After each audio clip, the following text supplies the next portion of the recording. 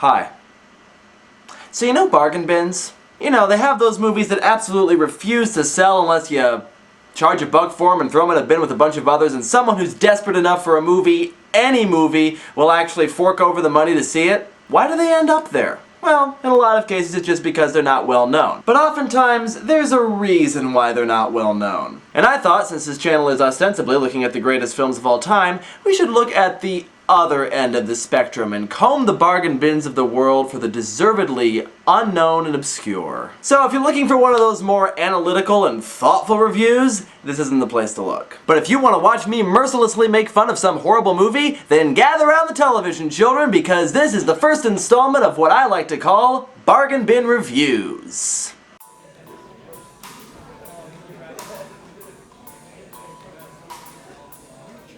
Remember Beauty and the Beast? Well, if you only know this story by way of the Disney movie, or possibly the classic French version, which I highly recommend by the way, then you might not realize that the original story that these movies are based on is actually pretty weak. There's a good premise, but the execution just doesn't work well, and it's one of the rare times when the Disneyfication of the story is actually exactly what the story needed. So on its own, it's a fairly mediocre story that doesn't make the crossover into cinema very well. How do I know? Because of this offering! In 1987, MGM and the Cannon Group gave us this adaptation of Beauty and the Beast. It came out of the 80s, at a time where you couldn't swing a dead cat without hitting a fantasy film. And they were pretty hit and miss. Sometimes you'd get a Princess Bride, but other times you'd get this. How bad is it? Well, friends and neighbors, let's find out. We start our movie with a look at what appears to be a small Renaissance village.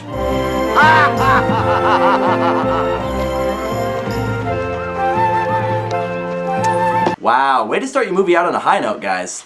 The boy has made a mess of my shoes. Beauty! Achoo! Well, you're enough to give a fellow hay fever, Oliver. It's the very latest fashion, my dear You know, brother. if I wanted to watch nothing but insipid bickering, I'd turn on reality TV. Beauty! Beauty! Beauty! Where are you? Beauty! I don't even think this is scripted. I think they're just ad-libbing. It's like a badly done Who's Line sketch.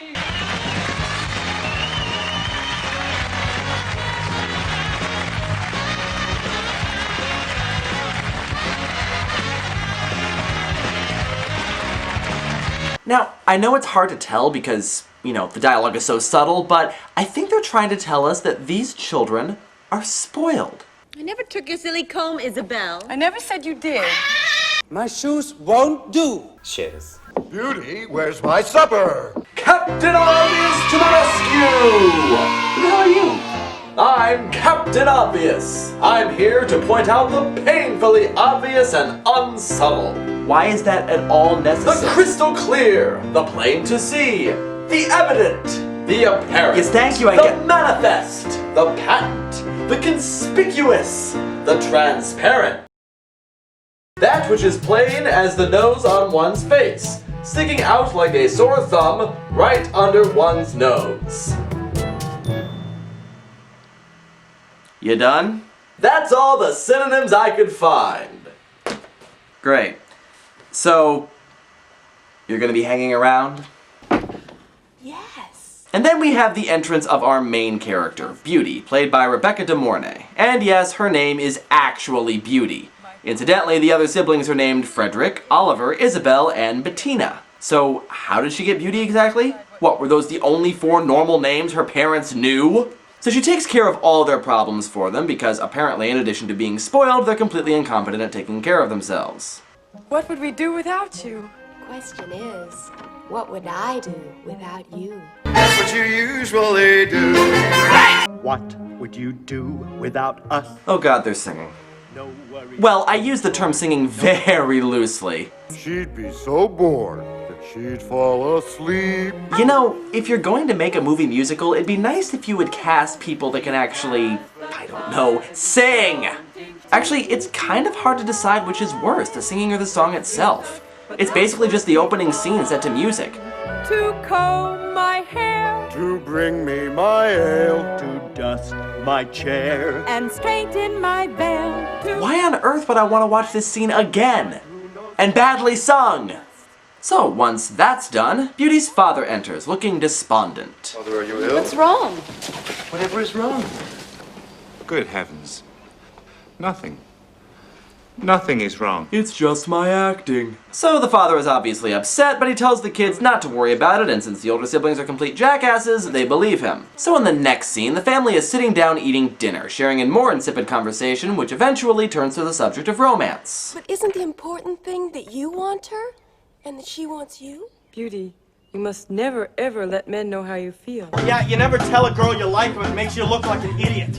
Beauty, you don't know how to pretend at all. In this house, no one does anything but pretend. We don't pretend. We see things as we'd like them to be. So, pretend? Why, good morning, Mr. Couple. What brings you here? Dreadful news, sir. You can tell because they play the dreadful news music. Dreadful is a strong word, Couple. To be used cautiously. Well, it's awful bad then, sir. So Couple tells them that a ship has gone missing and thus their finances might be at risk. I think the world must be a terrible place. Okay, honey. This time try again and sound like you actually mean it. Father, perhaps there should be no more trips to the tailors and seamstresses. Let them enjoy themselves. So then we jump to the next scene with no sort of transition when the worst has happened. Burnt? To the ground, you say? Yes, sir. The whole storehouse? The whole storehouse, sir. With everything in it? No, they took everything out first and then burned it. So the house is emptied of pretty much everything, but the father maintains his continuous clueless hope. Nothing is permanent in this world. Except for the whole burnt storehouse thing. I'm pretty sure that's permanent. So then we jump to, okay, it's really not that hard to add a transition to your scene changes, guys. Instead of having the father spout insidious platitudes, why not have him say something useful like, oh darn, I guess we'll have to move to a smaller house in the country and work for ourselves. Anyway, Beauty seems alright with the new situation and can't understand why her siblings aren't making the transition well. Why can't they be content? Like Father. No, Father isn't content, Beauty, he's in denial. A drug-induced one if the look on his face is any indication. But things are looking up when friend Couple comes to tell them that the lost ship may have been found. So because he's a complete idiot, he offers to bring something back for each child. What would you like? I just want you to return home safely, Father. Come on, be selfish like the rest of us! Bring me a rose, Father. So he goes off and then... Oh, sure. I guess putting a transition like that between the other scenes would have been too much. My ship! The good ship Arcady! Gone, gone. It's too late. They sold the ship 2 days ago to pay off the men. We're cheap. I go home poorer than I came. Captain Obvious to the rescue! So he begins to make the long journey home through the, desert? Where does this story take place exactly? And after a while he comes across a mysterious castle with portcullis that shut out the desert music and automatic golden doors leading into a castle clearly used to stock dry ice and fog machines. Hello. Oh, good, because what this moment needs more than anything is another insipid song. I say, a room full of books that no one has read in. So you know how some movies will have completely unnecessary narration that will tell you what you could have just as easily figured out from, you know, watching the movie? That's what this song is like. Except about 10 times more annoying. What's that? Just my foolish fears. Could it be for me? Well, why not? Yeah, that's exactly the way it works. Could it be this life is for me? This life is for you? Why on earth would you assume that? You already said that someone else must live there. I mean, I know they don't show themselves, but someone is providing you with food and shelter. It's like if someone opened their home to you for the night and you thanked them by taking the house. The beast is totally justified in kicking your sorry ass. So just as he's about to leave, he sees a rose garden and remembers his promise to Beauty. Oh, sorry, I turned on my Velociraptor sound effects CD again.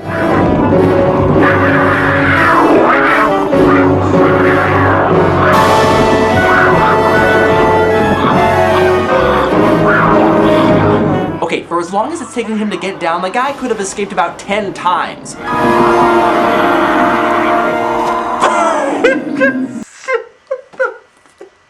It's like if they crossed a Klingon with the Cowardly Lion from Wizard of Oz. Who told you to gather my roses? And the voice doesn't help much either. Put 'em up! Put 'em up! Tiny. Really?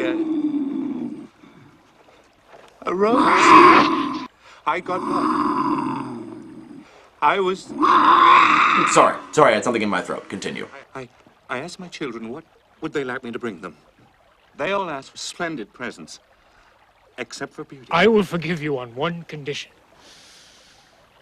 That I may have one of your daughters. I could never ask any of them to do such a thing. Really? Because I know of at least 2 that I'd gladly get rid of. 3 if you count the feminine son. So the beast gives the father one of his horses to transport him back home. Oh wow, he travels by cross-dissolve, close-ups of hooves, and time captures of the sky. He galloped here like blue thunder. Boy, I ache from head to foot. You're back. Captain Obvious to the rescue! The ship is lost. Lost? And Line. And I am lost. I am lost. Oh, Father, Why? Please, I can tell you nothing. Why not? Except... Let me get through my line, damn it, it's hard enough as it is! So after the father tells them everything, they try to figure out what to do, and Beauty decides she needs to be the one to take her father's place, and she's the one who asked for the rose. Personally, I think she's just looking for an excuse to get away from this sorry excuse for her family. So after making a valiant attempt to change her mind, the father takes Beauty back to the castle and shows her all the wonders it has to offer. Father, do you feel something drawing us in? Well, it's certainly not the story or the characters. They find another feast for them, and then the sound of asthmatic wheezing signals the arrival of the beast. I am a Klingon. After the beast has made sure that she did come of her own free will, he graciously offers the father enough riches so that they can get by without Beauty. What, did 2 huge birds just drop that off? It could be carried by an African swallow. After an emotionless goodbye, the father gets on the horse and cross-dissolves back home.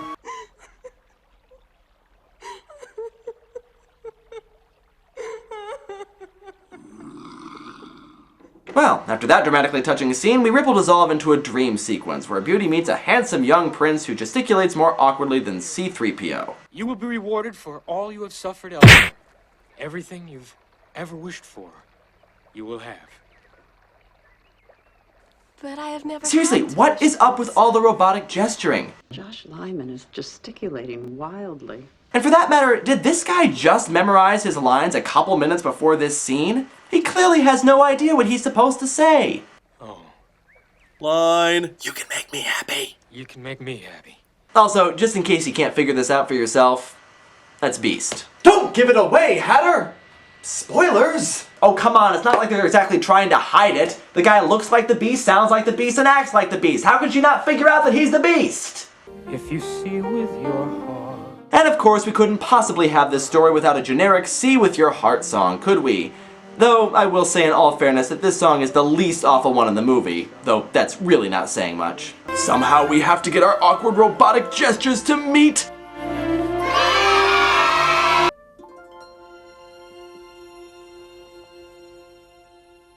It was only a dream. Captain Obvious to the rescue!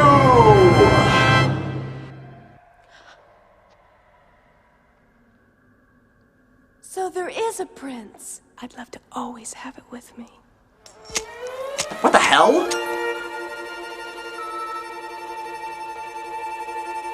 Ah, now I have figured out how magic works in this movie. Just throw in some awful editing and presto! Magic! Seriously, I've seen better effects in, well, my YouTube videos. So after that, we see Beauty eating dinner. I know you're there, I can hear dramatic music. The Beast sits with her, and they have the first of several painfully pedantic conversations in this movie as they try desperately to hint at something that we already all know. Well, what do you see? I learned to never judge by appearances.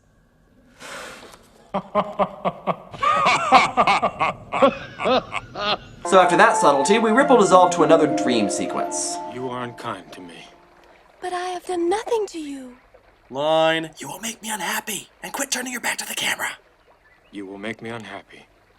I shall try to make you happy. Line. You exit now. I shall try. I shall. Well, that was completely unnecessary. So the next morning, Beauty explores the castle some more, and this time she comes across the robotic bird. It's interesting. But I wish it were real. I wish it were real.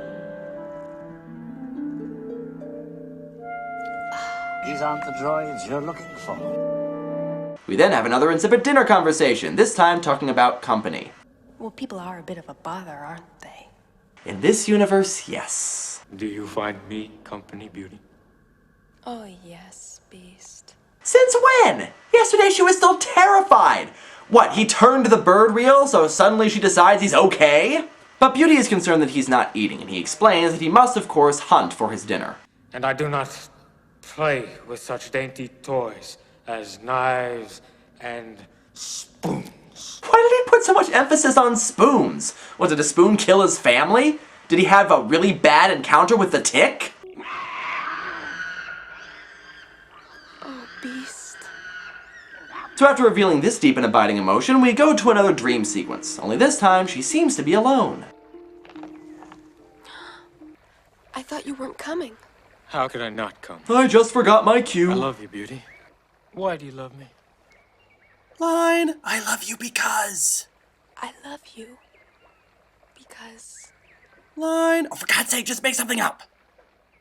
I can't think of a reason. Great, fine, we'll go with that.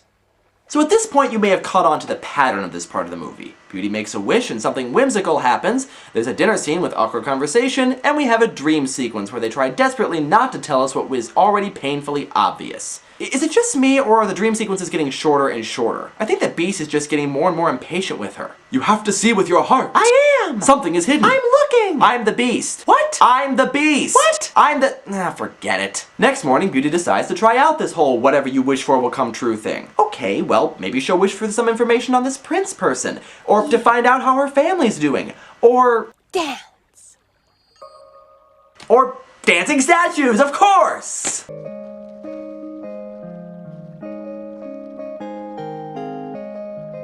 I don't like these guys. I don't like them at all. Didn't Doctor Who warn me about these? Don't blink. Don't even blink. Blink and you're dead. They are fast, faster than you could believe. Don't turn your back. Don't look away, and don't blink. How long have I been here?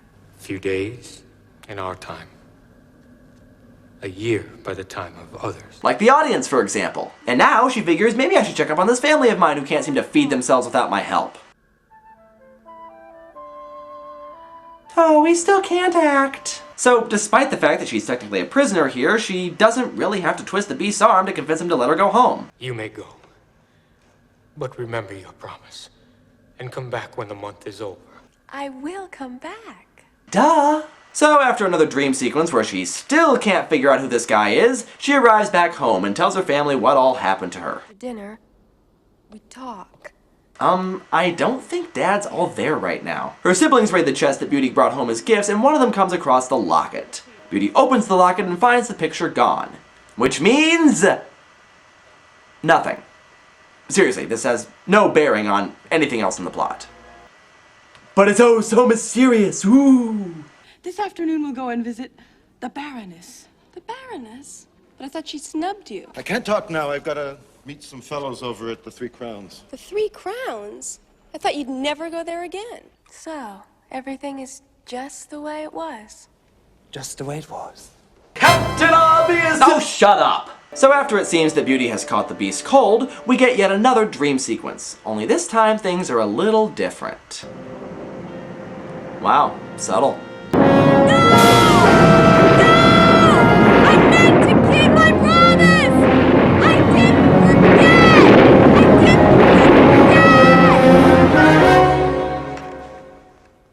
Did forget.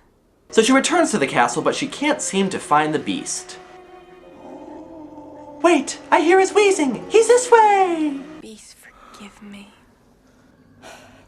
I got everybody up in the morning. I took care of Bettina. I found what Isabel lost. Beast, I thought they needed me. And I know now that they do not. So you take care of them for a month and then come to the conclusion that they no longer need you? Again, if these characters were more likable, I'd be really pissed off. So after she finally agrees to marry the Beast, we have the transformation scene, along with possibly one of the laziest magical effects ever put on film.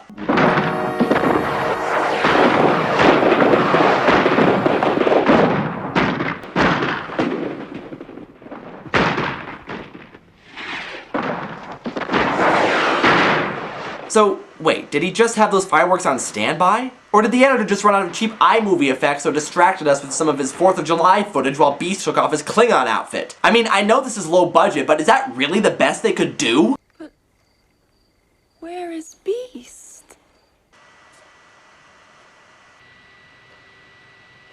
I give up. I am Beast. So after that convincing argument, we move to the final song and wedding scene, where I think Beauty is still trying to figure out where Beast went. So where'd he go? No, seriously, I'm Beast. What? I'm Beast. I don't understand. Where is he? Why am I in love with you again? So Beauty and Beast are married, the family is still despicable and poorly acted, and our two main characters share the most awkward kiss in history and live happily ever after. The end. So that's Beauty and the Beast. Does it belong in the bargain bin? Yeah. Aside from being painfully obvious in every respect, the acting is awful, the songs are obnoxious, and the whole middle of the film just drags. Honestly, while there are a few hilariously bad moments, this movie doesn't even fall into the so bad it's good range. It belongs squarely in the bargain bin, no question. You might get a laugh or two out of it, but really, I'd skip it. And that does it for my first bargain bin review. Let me know what you think of the series, and until next time, will I be in the next review? Well, Captain Obvious, I don't imagine I can do very many of these reviews without your help. Excellent. Then until next time, this is Captain Obvious saying, water is all this noise. Who the hell are you? I'm Captain Obvious. Who are you? I'm the Mad Hatter. What are you doing in my house? Wait a minute. If you're Hatter, then who is... He's gone. How very mysterious. So are you gonna be sticking around? This is the end of the video.